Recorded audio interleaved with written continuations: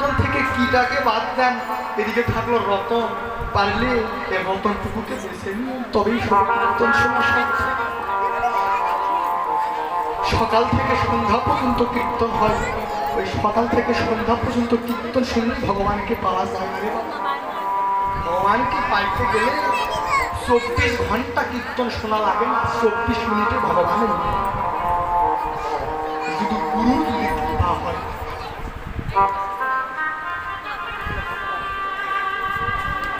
এই যে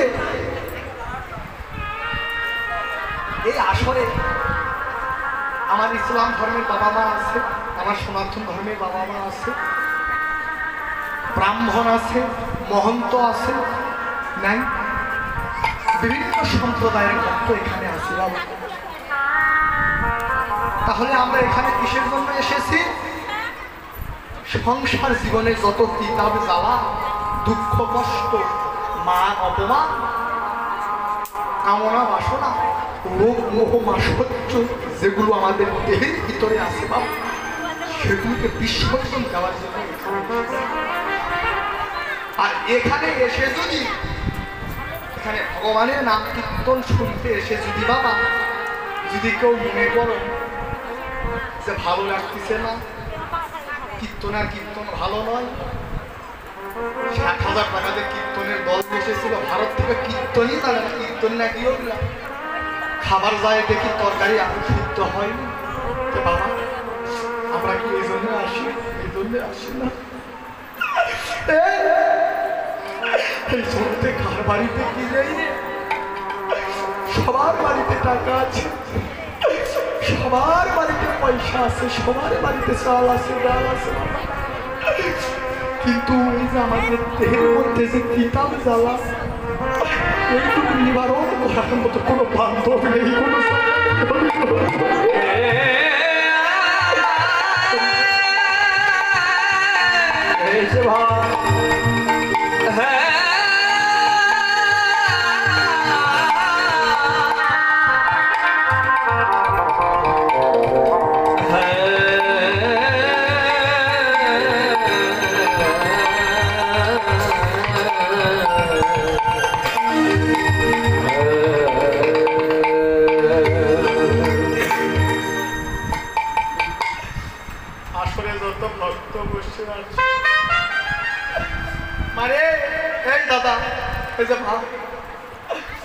সকলেই বুকে হাত দাও তো বাবা।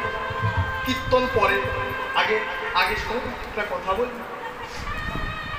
আমার ঘরে আত্মীয় স্বজনকে পরে আসতে দিব, আগে যেখানে বসতে দিব সেই জায়গাটাকে পরিষ্কার করতে হবে। কীর্তন পরে বাবা আগে আমাদের দেহের মধ্যে যে আবর্জনাগুলো প্রবেশ করতেছে এগুলো আগে ফেলে দিতে হবে, তবেই কীর্তন ওখানে দেহের মধ্যে কামনা বাসনা লোভ লালসা মোহমাসহ্য এগুলো ভরা, আর শুধু লোক দেখা না কীর্তন আসলে তিলক কেটে সাধু সেজে বসে থাকলেই কীর্তন হয়। আমার গোসাই একটা কথা বলেছিল, বাবা রে জানার নামে ধর্ম নয় রে মন, শোনার নামে ধর্ম নয়, মানার নামটাই হলো ধর্ম। সারাদিন শুনে কি করবা ভাই, সারাদিন জেনে কি করবা, যদি না মানি ওই জানাশোনার কোনো মূল্য আছে?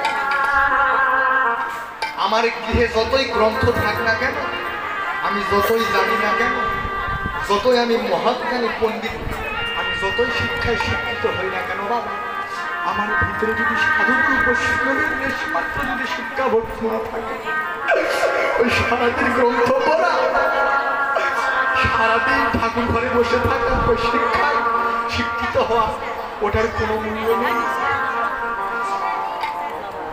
ভাগবতে কি বলবো, তন্ত্রে মন্ত্রে নাহি বশ, কেবলমাত্র আমার প্রেম ভোগ।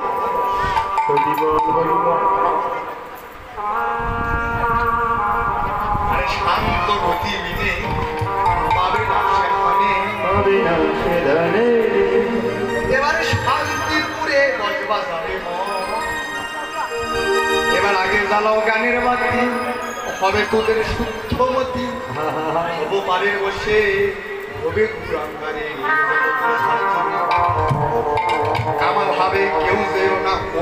কাবা ঘরে ওই কাবা ঘরে এবারে সেজদা দিলে তোমাদেরও সেজদা হইলে হইতে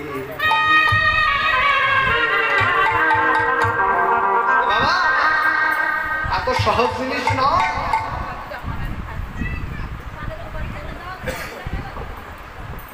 এত সহজ জিনিস নয় বাবা। এই জন্যে আমাদের ভজন প্রক্রিয়াগুলো জানতে হইলে বাবা একজন আত্মতত্ত্বদর্শী গুরুদেবের সঙ্গ ধরতে হয়। সেই গুরুর সঙ্গ ধরে বাবা আমাদের কিছু পাওয়া যায়। কত আশা করে মাতৃগর্ভে যেদিন মায়ের গর্ভে ছিল হরিবল হরিবল ঠাকুরকে যে কথা দিয়েছিলাম যে ঠাকুর আমি অন্ধকার কূপে আর থাকিতে পারছি না, হে ঠাকুর কৃপা করে দয়া করে আমায় তুমি ভূমিষ্ঠ করা। আমি তোমার নাম করব, কীর্তন করব, গুণগান করব।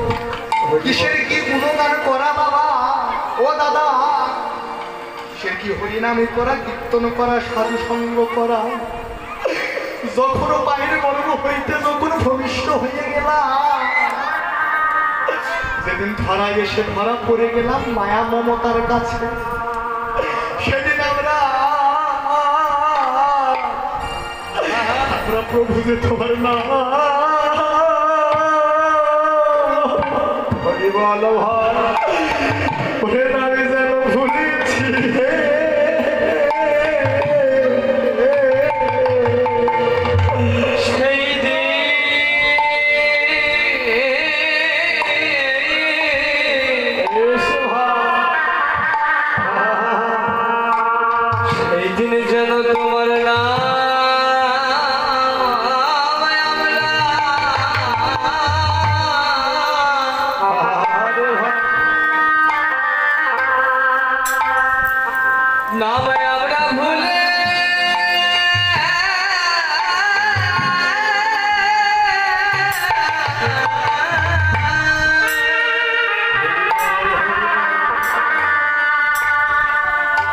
আমরা ভুলেছি